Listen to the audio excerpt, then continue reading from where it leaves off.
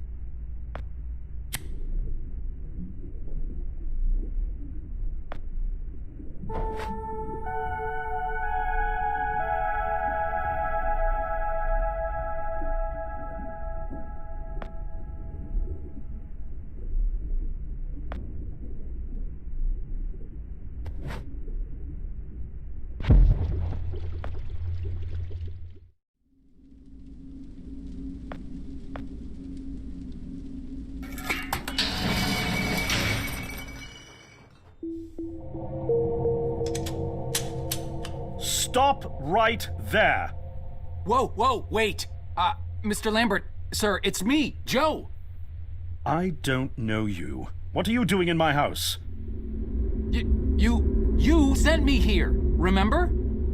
I've done no such thing. For an intruder, you're not very bright, you know that? For all the commotion you caused getting in here, you might as well have brought a bulldozer.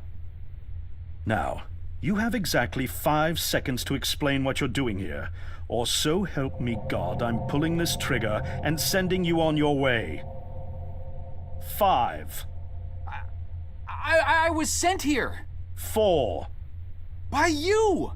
3. You told me to find you, to warn you about the end of the world. 2. You were old, with white hair, and you got shot. Oh, God, please don't shoot me, Mr. Lambert.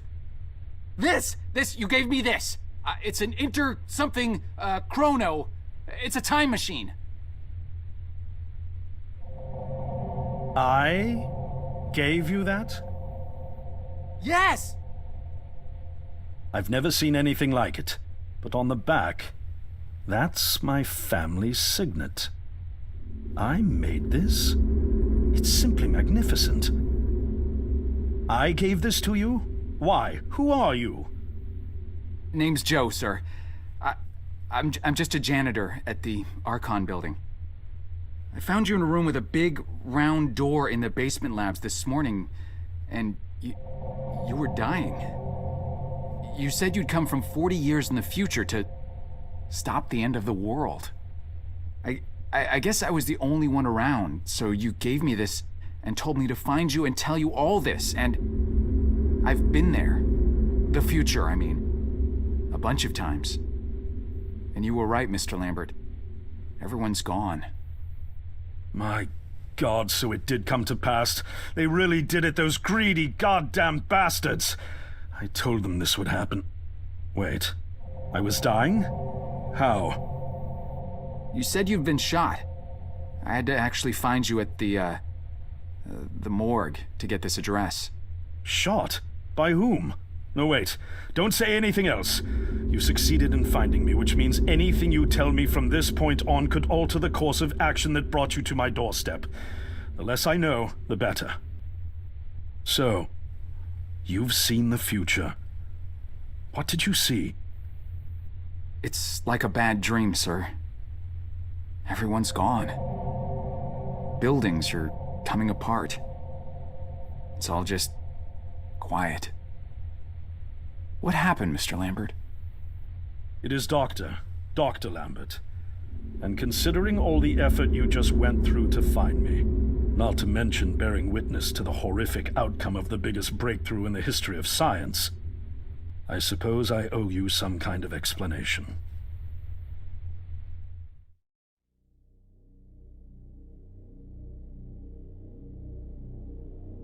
I was 24 when I got hired by Archon, or Athena as it was called back then. Athena was one of the many weapons R&D companies formed during the Second World War. Unlike other R&D companies that had retooled themselves to pursue peacetime activities after the war, Athena had made enough money to continue chasing the next big thing in defense technologies. They were betting the farm on post-war Soviet expansion, raising the level of government paranoia to create a lucrative market for esoteric weapons research. I'd say they made the right bet. Still a theoretical physicist at MIT, my thesis on the possibility of time travel via dimensional membranes got published shortly after I was hired in 1961. Company heads were so impressed, they gave me a team and a budget. Development exceeded even my own expectations, and after only 6 years, we had the first primitive version of the time machine up and running.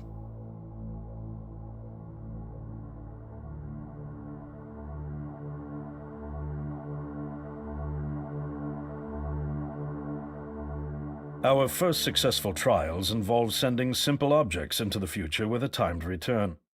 But with Archon running out of money, that was all the company bigwigs needed to secure a big fat contract with the Department of Defense.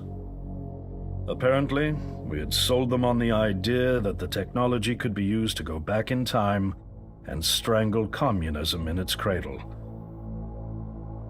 The reality, of course, was that it couldn't.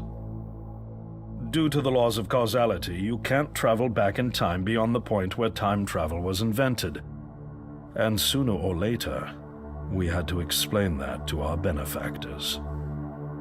When they started pushing for progress reports, Archon management had to come clean, but instead chose to ease government concerns by claiming the technology could be used to bring back advanced weapons from the future. But this, too, was a lie.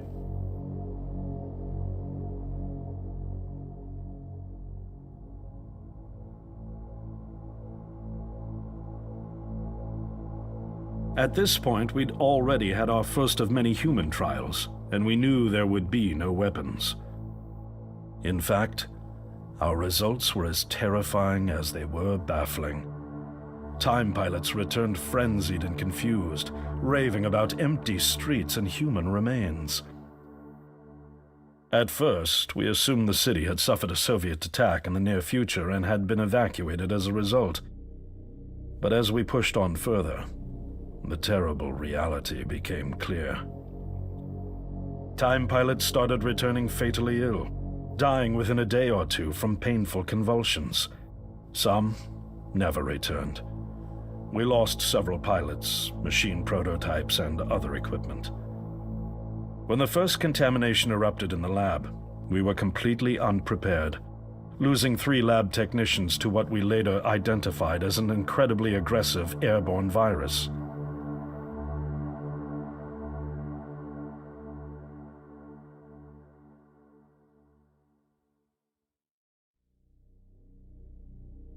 Although we weren't equipped to handle biohazards of this magnitude, management insisted we contain and study it. To keep our pilots and the virus alive long enough to study, we co-opted experimental cryotechnology from another project, Lazarus, and established a makeshift virus lab. Once again, the bigwigs managed to spin our setbacks into a success story for the Department of Defense, now claiming that the virus could be cultivated for use as a biological weapon. The team threatened to resign, but outrage was swiftly quenched by promises of massive salary increases and stock options. I didn't take the bribe. I'd witnessed the lethal efficiency of the virus firsthand. I knew there was only one way this was going to end, so I handed in my resignation and set up shop out here. For over a year, I've been working to recreate the technology to bring me back in time and prevent mankind's extinction from ever happening.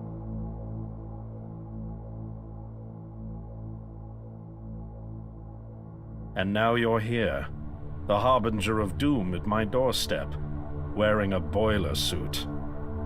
Who could have imagined that Judgment Day would begin like any other Monday in May? In any case, unfathomable as it may be that you were able to bring this information to me, knowing is only half the battle. Preventing the outbreak will require more than just your tenacity. Me? Wait, what? Yes, I'm afraid I must rely on you one more time. You must go back to Archon and prevent the outbreak. No, that's, I mean, I'm really honored and everything, but... Believe me, you're the last person in the world I want to entrust with this, and I mean that quite literally. But by this time tomorrow, the entire city will have succumbed to chaos, panic, and death. You're here now, and you're all I've got. Wait, but what about you? Can't you fix this, Doc? Don't you have a plan? I can't go myself, because that would break the law of causality. The only reason you are here to warn me now is because I was there to send you.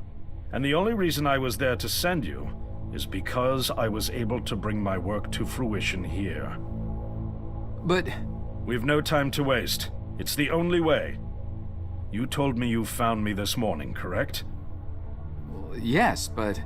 That means I failed to stop it, and the outbreak has already begun. The time pilot for today's trial must have brought the virus back from the future, which then somehow got out of the containment chamber and spread. That pilot is Patient Zero. I need you to destroy the supercomputer system controlling the time machine. All the research data is stored there too. You must destroy it before the time machine departs. I'm reconfiguring your device to send you back 1 day earlier. This should allow you ample time to return to Archon and get inside. On the other shore from here, about 500 yards down the road, is a rest stop. You'll find a van there, fueled and ready to go. Oh, I already have a ride. Which won't be there yesterday, you ninny. Now stop interrupting me. One last thing, and I need you to listen carefully because this is very, very important. Make sure you do not meet the earlier version of you. Why? What will happen? No one knows for sure. It's one of the conundrums not yet accounted for. There are theories, of course. None of them pleasant. Now, let's get you ready.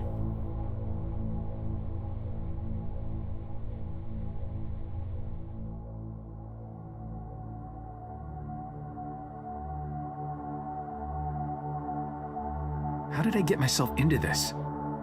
I nearly got killed trying to reach Dr. Lambert thinking he had a plan.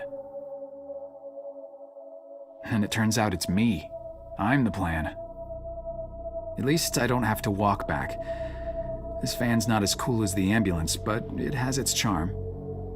And it sure was nice of him to pack me lunch. I wish he'd pack me a can opener for the beans, though. And some gas for the Bunsen burner. But I'm sure I'll think of something. I've got several hours of driving ahead of me after all. It'll be almost morning before I get to Archon.